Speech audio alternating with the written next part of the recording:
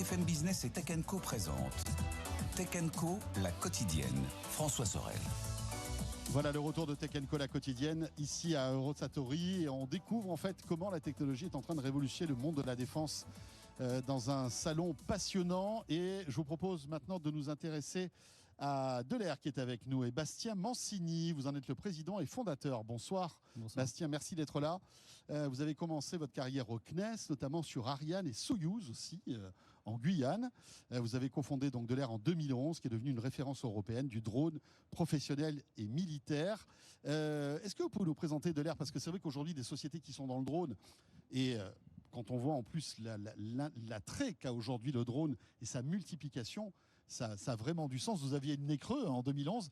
Est-ce que vous pouvez nous présenter Delair?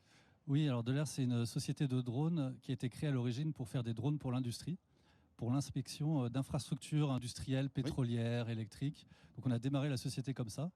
D'ailleurs, nos drones ont inspecté des centaines de milliers de kilomètres de lignes électriques, de pipelines. Ils sont utilisés par la SNCF pour sécuriser les voies ferrées. Ça a complètement révolutionné la manière d'inspecter justement des infrastructures. Oui, en fait, il y a une technologie qui est la technologie de guidage, qui était dans les années 70-80 historiquement des technologies lourdes, chères, et qui s'est démocratisée. D'ailleurs, c'est intéressant de creuser par l'industrie automobile, puis la téléphonie, ce qui a permis l'émergence des années 2010 de petits objets volants guidés par des autopilotes qui coûtaient pas cher et qui étaient légers. Et donc, on pouvait faire des véhicules aériens sans personne à bord, technologiquement. Alors, pour la petite histoire, quand même, quand on a créé Delair en 2011, les gens nous disaient pourquoi vous faites une boîte de drone? Il y en a déjà tellement. Donc ça paraît ironique vu d'aujourd'hui, mais c'était déjà le cas. Alors, ce qui est intéressant, c'est que vous étiez majoritairement civil il y a encore quelques années, et vous avez pivoté. Finalement, aujourd'hui, vous êtes majoritairement militaire. Oui, alors on était sur plusieurs marchés, dont la défense. Dès 2013, on a fait un programme, j'aime bien rappeler, par la DGA, financé pour un programme rapide, mais pour faire un système dual qui servait à la fois pour des applications civiles et militaires. Mais il y a 5 ans, le militaire représentait à peu près 20% de notre chiffre d'affaires. Aujourd'hui, c'est 80%. C'est dingue. Alors, on tient à rester civil. Là, on a Eurosatory, mais c'est vraiment dans notre stratégie d'avoir ces deux pieds. Aujourd'hui, le militaire, évidemment, se développe très vite, mais on tient à développer le civil aussi, parce qu'il y a plein d'applications dans ce domaine. Là, récemment, on a fait des expérimentations pour la sécurisation des autoroutes, par exemple. Et avec le drone, on peut faire des choses qu'on n'arrive pas à faire autrement. Et donc, ça démocratise et ça rend accessible des informations qui sont critiques sur des enjeux de sécurisation d'infrastructures. Et puis, c'est un marché mouvant. Aujourd'hui, c'est le militaire qui domine. Peut-être que demain, ce sera le civil, en fait. Non ? Il faut être un peu sur les deux fronts, non ? Nous, l'entreprise, elle a 15 ans et on la développe sur le long terme. Oui, c'est ça. On n'agit pas par opportunisme. Non, depuis 15 ans, on fait du civil et du militaire. J'aime bien dire que je fais cette entreprise pour qu'elle dure au moins 200 ans. Donc, on essaye de voir un peu loin et on développe ces deux activités. C'est quoi la différence entre un drone civil et un drone militaire ? Alors, il y a une base qui est semblable. Vous savez, vous pouvez demander à Airbus Hélicoptères. Ils ont des hélicoptères avec une certaine base et après qui déclinent pour le civil et pour le militaire. Mais typiquement, on a des drones qui sont utilisés dans des conditions, on va dire, de champs de bataille très contestés, où il faut résister au brouillage électronique. Donc le brouillage du GPS, de la position, le brouillage des liaisons radio, donc il faut pouvoir résister à ça. Donc ça, c'est des environnements qui sont quand même assez propres au milieu militaire. C'est vrai. On a aussi des drones qui sont... Donc vous avez quoi ? Vous avez des systèmes de transmission qui sont beaucoup plus robustes. Voilà. C'est ça ? C'est ça. On a des systèmes, on est très content, on a un taux de satisfaction client qui dépasse les 95%, on est proche des 99%. Et ça, c'est parce qu'on essaie de développer des systèmes avant tout fiables et robustes. C'est quoi votre recette en fait justement ?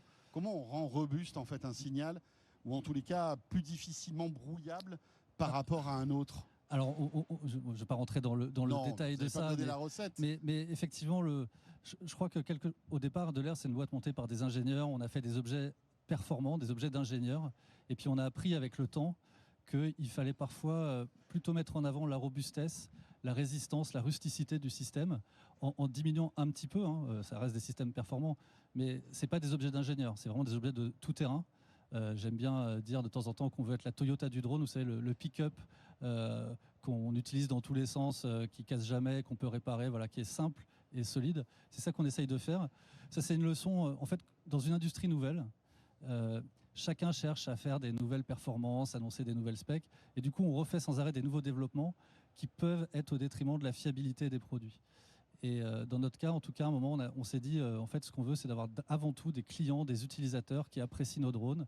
Ils servent aujourd'hui partout dans le monde. Vraiment, on a des retours très positifs à la fois sur les objets et puis sur l'accompagnement client. En fait, une fois que vous avez livré un drone, il ne faut pas laisser l'utilisateur tout seul. Il faut être réactif, être présent. Donc, ce n'est pas que les drones, c'est aussi tout un service qu'on propose et à une échelle mondiale, ce qui demande évidemment beaucoup d'investissement des équipes, mais qui, je pense, est récompensé et fait qu'on attire comme ça de nouveaux clients. Un drone aujourd'hui, il est piloté ou est-ce qu'il peut être 100% autonome? Alors, il y a toujours un opérateur derrière, mais par contre, plus ça va et plus il y a de l'autonomie. Il y a de l'autonomie qui est déjà dans la trajectoire. Nous, on fait des systèmes qui sont très automatiques. Donc, ce n'est pas un opérateur qui pilote le drone avec un joystick. Il configure un plan de vol. Et après, le drone suit cette trajectoire préconfigurée. Ensuite, en fonction de ce qui se passe au cours de la mission, le drone peut prendre des décisions, mais toujours sur le contrôle d'un opérateur.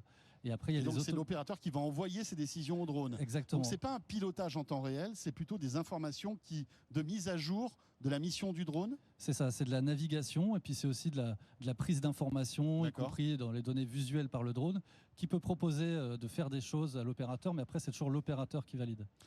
Et là, la transmission se fait comment? Par satellite? Ou est-ce que ce sont des transmissions terrestres?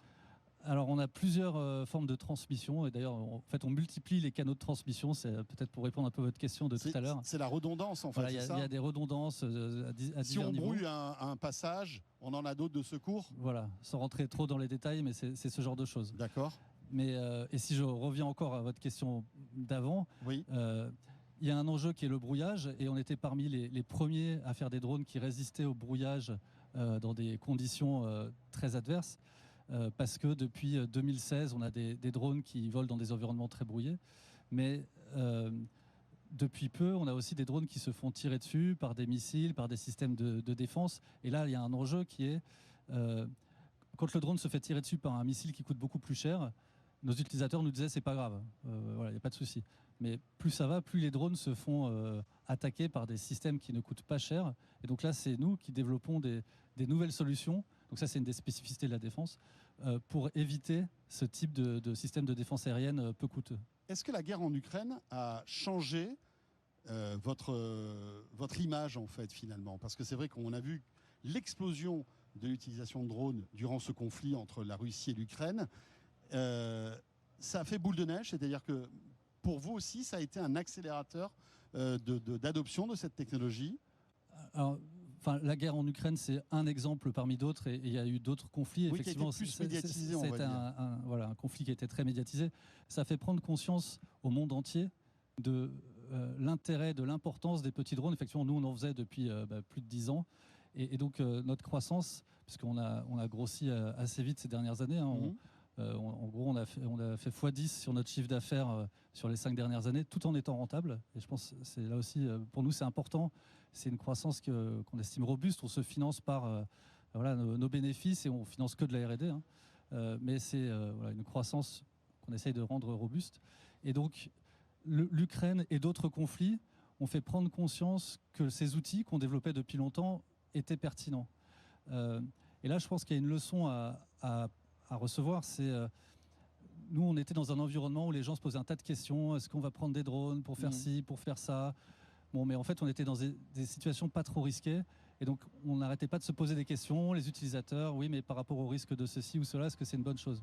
Les Ukrainiens, ils n'avaient pas d'autre option. À un moment, ils avaient ça ou rien. Donc, quand on a ça ou rien, on prend le risque. Et puis, on voit bien. Et effectivement, on a vu que c'était efficace.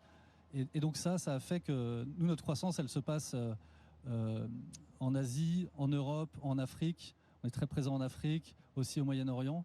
Mais c'est vrai qu'un conflit comme l'Ukraine a été un révélateur pour ces technologies en général et pour tous les constructeurs de drones, je pense. Voilà. Et une accélération aussi technologique, et c'est peut-être la dernière question que j'ai envie de vous poser. Comment va évoluer en fait la technologie de drone sur votre roadmap? Vous voyez quoi comme innovation ou comme révolution technologique dans les années qui viennent? Alors si c'est une dernière question, ça va être dur d'y répondre de manière concise, mais moi je crois, la tendance, on va dire. Voilà, moi je crois qu'on va aller de plus en plus vers des systèmes robotiques qui interagissent entre eux et avec leur environnement. Vous voyez, sur les lignes électriques, on a des drones qui font des observations à la place des hélicos. C'est bien, c'est évidemment moins cher, plus petit, moins bruyant. Mais ce n'est que ça. Mais quand on a le drone qui peut commencer à venir faire des interventions techniques sur la ligne électrique, vous avez des drones aujourd'hui qui peuvent nettoyer des façades, donc qui évitent de mettre des échafaudages. Oui. Donc des drones qui interagissent avec leur environnement et des drones qui interagissent entre eux. On parle d'essaims de drones, et ça, je crois que c'est quelque chose, on va vers ça. Mais pour nous, ce qui est très important, c'est que ça reste des outils qui soient au service de l'humain. Il y a des gens qui se disent, voilà, le futur sera unmanned, c'est-à-dire que des robots ou quoi. Moi, je pense que c'est important qu'on arrive à garder... Ça reste un outil pour l'humain. Un outil pour l'humain. D'accord. Et pour ça, que ce soit un outil qu'on maîtrise souverainement en Europe. Merci beaucoup, Bastien. Bastien Mancini, donc président et fondateur de l'Air. Merci d'être venu nous voir. Merci beaucoup.